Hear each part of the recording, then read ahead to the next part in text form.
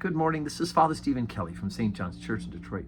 We're continuing our series of daily morning meditations, where we generally look at one or another of the lessons that are assigned for morning or evening prayer, what is known as the daily office lectionary. Right, today for Friday, let's jump back into the Old Testament. Let's take a look at the first lesson that's assigned at morning prayer. We've been working our way through the book Exodus.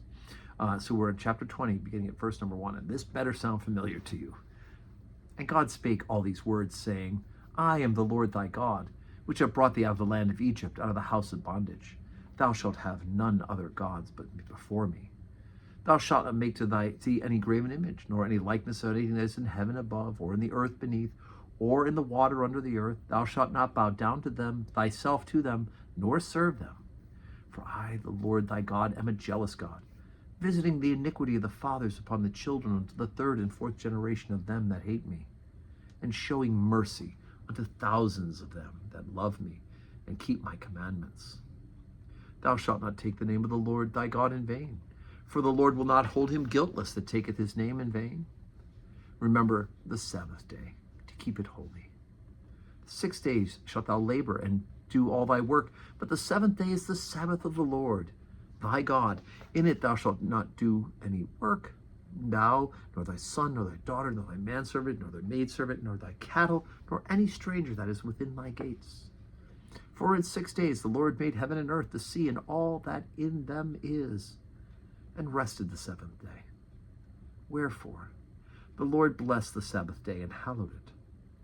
Honor thy father and thy mother, that thy days may be long upon the land which the Lord thy God giveth thee. Thou shalt not kill, thou shalt not commit adultery, thou shalt not steal. Thou shalt not bear false witness against thy neighbor. Thou shalt not covet thy neighbor's house. Thou shalt not covet thy neighbor's wife, nor his manservant, nor his maidservant, nor his ox, nor his ass, nor anything that is thy neighbor's. And all the people saw the thunderings and the lightnings and the noise of the trumpet, and the mountain smoking. And when the people saw it, they were moved and stood afar off. And they said unto Moses, Speak thou with us, and we will hear, but let not God speak with us, lest we die. And Moses said unto the people, Fear not, for God is come to prove you, and that his fear may be before your faces, that ye sin not. And the people stood afar off, and Moses drew near into the thick darkness where God was. Okay, so of course these are the 10 Commandments, also known as the Decalogue. The first portion has to do with our relationship with God, who he is, right? There's no other gods, right? We have one God. We keep holy his name. And then, of course, we have to keep the Sabbath day. Then after that, we begin to go from there to, no graven images, right? So that part right there deals with how our relationship with God will work.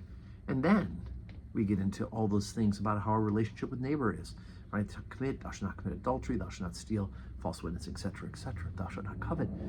And so we have that summary of the law, right, in long form. Love your God with all your heart, your mind, your soul, your strength, and love your neighbor as yourself. And these are commandments. They're binding. These are not suggestions. This is how God has created us to live with him and with one another.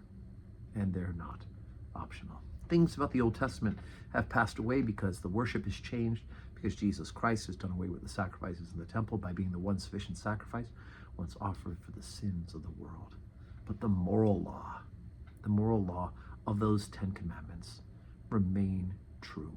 And where they are kept and where they are lived, life is better. I promise you that. And we may struggle with them. But the good news is God's about forgiveness and reconciliation as well.